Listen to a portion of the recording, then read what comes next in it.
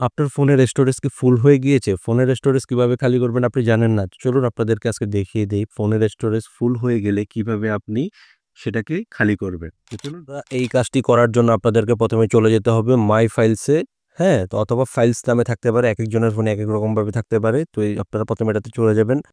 দেন আপনারা এখানে একটু স্ক্রল করে যদি একটু নিচের দিকে যান, তখন এখানে দেখতে পাবেন যে রিসেন্টলি ডিলিটেড। তো এটাতে ক্লিক করে যদি ডিলিট এসে থাকে এগুলোকে ডিলিট করবেন। দেন সকলের ফোনেই কিন্তু এই যে এরকম একটা ক্লিন আপ একটা আইকন আপনারা পেয়ে যাবেন। এটাতে জাস্ট হচ্ছে একটা ক্লিক করে দিবেন। তো ক্লিক করে দেওয়ার পর এখানে আপনাকে অনেকগুলো জিনিস দেখাবে ফটো, ভিডিওস। তো এখান থেকে আপনি দেখে যেগুলো আপনার অপ্রয়োজনীয় বলে মনে হয় সেগুলোকে আপনি ডিলিট করে দিবেন। যেমন এখানে দেখতে পাচ্ছেন যে এই যে এই ৩ টা অ্যাপস কিন্তু আমার ভুলবশত ডাউনলোড হয়ে গিয়েছে। তো এগুলাকে আপনারা জাস্ট সিলেক্ট করে ডিলিট করে দিবেন। ওকে?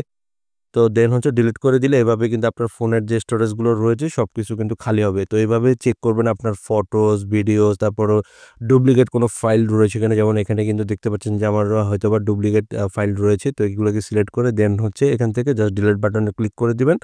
তাহলেই কিন্তু আপনার ফোন একে কিন্তু স্টোরেজ খালি হয়ে যাবে।